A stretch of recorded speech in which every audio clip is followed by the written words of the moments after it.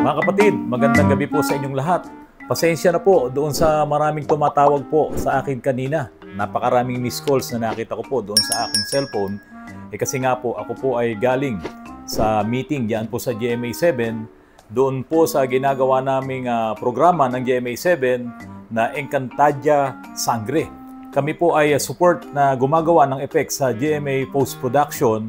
Kaya po kailangan makarating ako sa meeting kanina dahil ang Encantadia Sangre po ay mahaba pa ang inyong magiging panahon para panoorin siya.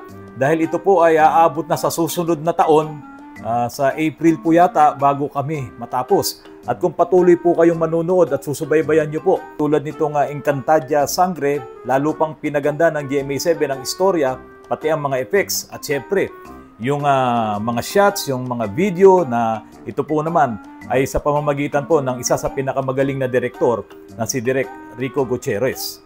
Narito po ang ilang pictures po namin nung ako po ay nasa meeting. Kasama ko po dyan si Direk Rico Gutierrez, yung mga staff po na nasa likod ng editing at post-production itong Sangre.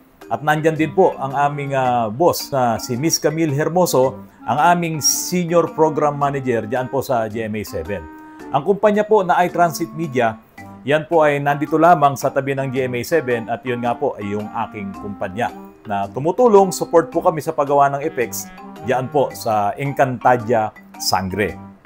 Medyo mahaba-haba yung meeting namin dahil nga po lalo pang pinaganda ng GMA7 itong programa na to at lalo pong humirap yung trabaho dahil nga po mas marami pang effects ang gagawin at kailangan na dapat maging maayos po yung aming mga gagawin na mga effects dito. Kasama po ang GMA Post-Production.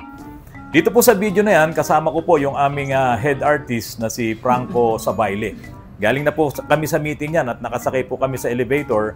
At yung nakikita nyo pong video sa likod namin, yan na po yung Timog Avenue. At yung isang building po dyan na medyo mababa, yan nga po, nandyan po yung aming opisina na iTransit Media. Yan po yung palabas na kami ng GMA. Yan yung daan, kung halimbawa galing kayo sa GMA newsroom, no, yung News and Public Affairs ng GMA, dadaan po kayo dyan at makikita nyo, ayan, ang daming mga pictures ng mga artista. Yan po yung mga talents ng GMA7. Baka po kasi magtaka kayo, bakit ako ay nandyan sa GMA7, lalo na yung mga bago pa lang po na nag-subscribe dito po sa aking channel. Ako po kasi ay nagtrabaho sa GMA7 ng halos 27 years. Ako po ay isang editor, naging visual effects artist po dyan sa GMA7 at naging voice-over talent po tayo dyan. So sa loob po ng 25 years po na yon, dyan na po ako tumanda. Yan po ang ating ibinuhay. Ngayon, doon sa sinasabi ko pong ako ay naging voice-over talent, nung ako po ay nasa News and Public Affairs, ako po yung pinagbo-voice over nung aming news update. Ang sample po niyan, parang ganito. Mamaya sa saksi, Pangulong Joseph Estrada, lumayas na ng Malacanang. Na-voice ko po talaga yon dahil nung ako po ay nagbo-voice over dyan sa news, yun po yung panahon na si Era po ay na-impeach at umalis ng Malacanang. Ngayon, lumipat po ako ng entertainment group doon po sa mga chismis-chismis, no? At ako naman po ay nalipat doon sa show na Star Talk, yung kila Lolit Solis, Rosana Roses, no? Yan yung Joey De Leon. Yan yung naging show ko naman pag alis ko sa News and Public Affairs. At ako naman po ay naging voice over din po nung yung isang programa na Star Talk The Who. The Who! Subject, Hanky Pape. The Who ang Hanky Pape na ito na parang ipinaradang boy toy ng isang rika celeb. Parade, Hanky, parade! O yung sa The Who naman, yung Subject, The Who ang vlogger na ito na sobrang gwapo. Baka meron sa inyong ayaw pumayag dun O, mag-comment lang po kayo kung ayaw nyo pong pumayag. Pero kung pumapayag po kayo, sige po, dagdagan nyo po yung inyong maraming mga comments. Mga kapatid, nag-retire po ako sa GMA7 2013. Wala na po ako dyan. Pero nagtayo po ako ng post-production nga, itong kumpanya na ito. At ang aming kliyente nga po ay itong mga programa ng GMA7. Halos exclusive na po yung aming mga ginagawa po dyan. Hindi ako nakakatanggap ng ibang programa galing po sa ibang network. At ito po ang ibinuhay natin sa mahabang panahon. Pero habang ako po ay nagtatrabaho dyan sa GMA7, ay hindi ko po maiaalis yung pagmemekaniko. Dahil nga po, lumaki din po tayo sa ganyang environment. Yun nga po Delta Motor Sales Corporation, kapatid po ng tatay ko, yung may-ari nun. at nagtayo rin ng shop ang tatay ko noon sa probinsya. So nagre-repair ako ng mga sasakyan ko, mga sasakyan ng mga kaibigan ko. At nung nag-pandemic nga po, dahil wala kaming gagawin lahat, dito na po lumabas or sumilang ito pong Autoruns diyan po sa Antipolo. O mga kapatid, ito na po yung ating vlog para sa gabing ito. May mga tanong lamang akong sasagutin at bibigyan po ng opinyon at paliwanag para naman po doon sa mga gustong malaman kung ano ang magiging epekto kapag ganito ang nangyari sa kanilang mga sasakyan. So ito pong tanong ni AZ Ventures TV, pakisagot po. Yan ang unang-unang linya niya. Nakarekta po ang auxiliary fan ko. Pag nag-key, iikot na ang fan. So, ano ang magiging issue nito in the long run? Sir AZ Adventures, marami pong pwedeng maging negative na epekto yung nakarekta po ang inyong auxiliary fan. Unang-una, kailangan ng ating mga makina yung kanyang normal operating temperature. Ngayon, kung sa pagpasok mo pa lang ng susi, hindi mo pa na-start ang iyong engine, gumagana na ang iyong auxiliary fan, pipigilin niya ngayon yung mabilis na ma-reach ng engine mo yung normal operating temperature. Kaya dapat, kung nakarekta ang inyong mga auxiliary fan na ganyan, dapat ay mayroong kayong thermostat valve. Kasi kung walang thermostat valve ang inyong mga makina, ay hindi iinit yan. Hindi niya mararating yung normal operating temperature. Siguro kailangan mo munang pagurin ng gusto, ibiyahe mo ng malayo ang sasakyan mo, ang makina mo umaandar ng medyo matagal na, at pagod na pagod, saka pa lang yan, masasabi nating mararating niya yung normal operating temperature dahil nga nakarekta na ang iyong electric fan. Ngayon, ano ang mga posibleng mangyari kapag ka po nakarekta na kagad yan at sira ang iyong thermostat valve or naka-open ang iyong thermostat valve? Ganito po yun. Kailangan ng operating temperature ng ating engine para matrigger niya yung thermostat switch at yung ECT, yung electronic coolant temperature sensor. Sa mga hindi naka-computer na mga makina, walang problema. Hindi mo kailangan painitin yan para gumana yung electronic coolant temperature sensor. Bakit? Kasi napaka-importante po nun para utusan niya ang iyong computer na pumasok na siya sa closed loop. Kasi yung open loop, kapag malamig pa ang iyong engine, yung paggana ng iyong ECU ay by default yun. So, mataas yung RPM mo kasi nga kailangan niyang painitin. So, walang mga feedback na manggagaling doon sa mga sensors na nakakabit sa iyong computers para mas maging fuel economy at mas maging maganda ang mixtures ng iyong air and fuel, yung ratio nun. Ngayon, kapag hindi kagad siya pumasok doon sa closed loop at matagal na panahon na ginagamit mo ang iyong sasakyan, ayan, pwedeng maging palyado ang iyong makina. Kasi ang akala ng computer mo, nandoon pa siya sa open loop.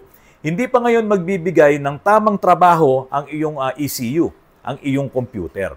So dapat marating niya yung certain temperature na yon para gumana mag-switch yung electronic coolant temperature sensor at utusan niya yung computer para pag gumana na yung computer, magkakaroon na yan ng feedback.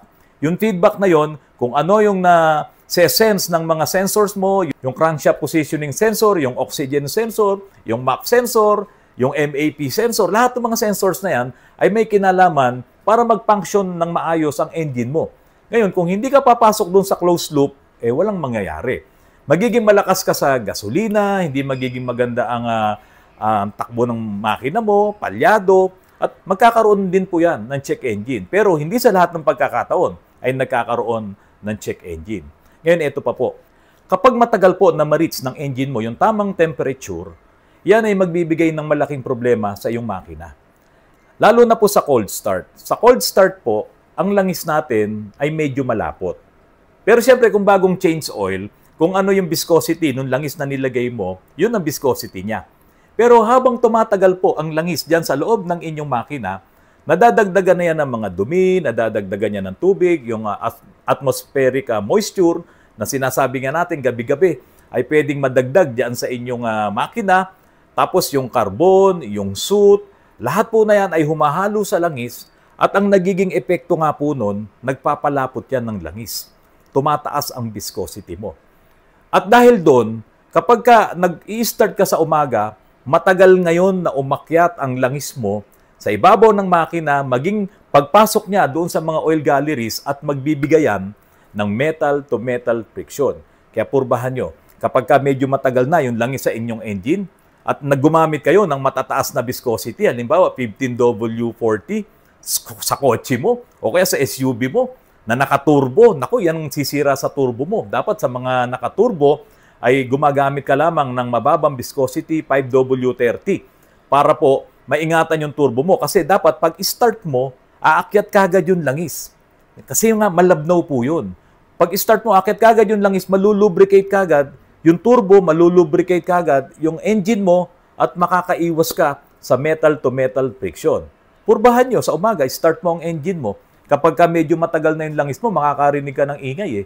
Yung unang-unang start mo pa lang at bibilang ka ng ilang segundo bago pa mawala yung ingay. Yun ay dahil nga po sa ang iyong engine oil ay medyo marumi na, marami ng carbon, marami ng soot, may kasama pang tubig, at iyan po ang nagpapalapot doon sa langis. Ngayon, isa pang magiging problema mo, kapag ka nakarekta ang iyong auxiliary fan or ang iyong electric fan, ito, habang ginagamit mo ngayon ang iyong sasakyan at maigsi lamang yung biyahe mo, yung nandun yung moisture, yung atmospheric moisture nandun sa loob ng engine mo. Dapat kasi ma-evaporate mo yon para yung tubig na nandun sa loob ng engine mo, ilabas yan, ihinga ng makina mo. Kaya nga may breather dyan at mayroon namang PCB sa mga gasoline engine. Ngayon, kung hindi iinit ang makina mo at hindi mararating yung tamang temperature, hindi mo kayang i-evaporate yung mga tubig na nasa loob ng makina mo. At yan ang magbubunga ng sludge. So yung mga sludge na yan, ang sisira sa makina mo, parang putik yan. Katulad nung nakaraan na ipiniture ko dito sa vlog ko, yung Hyundai Accent na ipiniture natin na talagang putik-putik ang loob ng kanyang sasakyan. Kasi nga, malamang yun, ang Elantra na yun ay galing yan sa mga repossess ng bangko, nabili sa buy and sell, ilang taon na nandiyan yan sa paradahan. No? Kapag kasi yan ay nire-repossess ng bangko, matagal yan na nandiyan sa paradahan nila, sa parking yan, at hanggat walang nakakabili niyan, ganun, ulanin, arawin, doon sa paradahan, at nag-iipon ng tubig doon, at hanggang sa, hindi naman na-change oil yun, gawa nga nung wala pang bumibili, wala pang nagbibid, ayun na, pagka ginamit mo na yan, nakuha na yan ng buy and sell, hindi naman i-change oil yan. At kahit na i-change oil pa niyan, kapag ka napuno na ng sludge yun, hindi mo na yan matatanggal. Kailangan mo nang buksan ng makina mo para i-overhaul. Kaya po, kung halimbawa, ang inyong auxiliary fan or ang inyong electric fans ay nakarekta, pagpasok mo pa lang ng susi, naka-accessories ka pa lang, gumagana na ang iyong fan, ipagawa nyo yan dahil hindi magandang idudulot yan sa inyong mga makina. Ang susunod naman po na babasahin ko po sa inyo, ito naman po ay hindi tanong. Ito po ay comment ni Chinoy House 888. Bossing, dito sa amin sa South Africa, mabigat ang maintenance. Yung Ford every 5,000 kilometers to 6,000 kilometers oil change, filter and air filter palagi. Tapos yung transmission fluid every 30,000 kilometers, yung service kasi maalikabok at maulan dito. Alam nyo mga kapatid, kaya hindi tama or hindi totoo yung sinasabi ng Toyota na yung kanilang WS ay lifetime fluid. Kasi tulad yan sa South Africa, na nag-comment nga po itong si Sir Chinoy House 888, doon nga 5,000 kilometers pa lang ang tinakbo ng mga sasakyan doon ay kailangan na talagang mag-change oil, mahigpit sila doon or 6,000 kilometers. Tapos, yung kanilang transmission ay every 30,000 kilometers, nagpapalit na sila ng ATF, ng fluid noon. Sa South Africa, marami ring mga magagandang sasakyan dyan. Kaya lang dahil nga dyan ay maalikabok, sabi nga nitong si Sir Chinoy, maalikabok yan, tapos palaging umuulan, so hindi normal yung kanilang temperatura. So pagka palaging umuulan, malamig yun, sabi ko nga sa inyo, pwedeng maghakot ng atmospheric moisture doon sa loob ng engine at maging doon sa loob mismo ng transmission. So hindi pwedeng pagtatagalin mo yung lifetime fluid ng Toyota doon, na lifetime nga, sabi nga nila, naku, masisira talaga ang transmission. Kahit naman dito sa Pilipinas, mga kapatid. Kakaunti lang ang ipinagkaiba ng Pilipinas sa South Africa. May pagkakataon doon, mainit. May pagkakataon, sabi dito, ay tag-ulan, puro ulan. Pero ang matindi ron yung alikabok. Dito sa Pilipinas, ganun din. Marami ring alikabok dito. Kaya doon sa kanila, palit ng oil filter, palit din ng air filter. Hindi pwedeng hindi ka magpapalit ng air filter. Dito sa Pilipinas, nililinis-linis pa yung mga air filter na yan. Yung mga dumi na yon, na kahit nilinis mo, kapag ka bumuka na, itong filter, yung yung pinaka materials niyan, kapag ginamit mo pa yung lumang filter na yan na hinanginan mo lang, papasok na dumi dyan. Merong mga ganong pagkakataon. At pag pumasok ang dumi, lalo na yung mga buhangin na yan, sa loob ng yung engine, unang-unang hihigop niyan yung turbo mo, kung turbocharger ang sasakyan mo eh.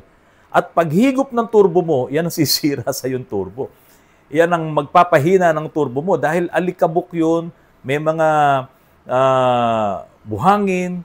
Kung malapit ka pa sa tabing dagat, o di syempre yung mahihigop ng turbo mo, maalat pa yung mahihigop na yun, kaya nasisira yung mga turbo na yan, pati yung ating makina. Ngayon, sa mga digasolina naman na hindi nakaturbo, ganun din, papasok din kaagad yan sa intake manifold mo, yung marurumi na yan. Minsan, kung medyo makapal na yung dumi na yan, iilalim pa yan doon sa ilalim ng mga barbula, kaya nga nagkakaroon talaga ng problema ang mga makina. Kaya huwag niyong ugaliin na kapag kayo'y nag-change oil, hindi kayo nagpapalit ng air filter. Lalo na kung alam nyo kung saan kayo madalas dumadaan. Ngayon, kung dito lang kayo sa mga lugar ng mga mayayaman, dito sa Corinthians, sa Forbes, sa mga ganyan mga subdivision, paikot-ikot lang yan ang sasakyan nyo. Baka pwede na paabutin nyo ng 1 taon.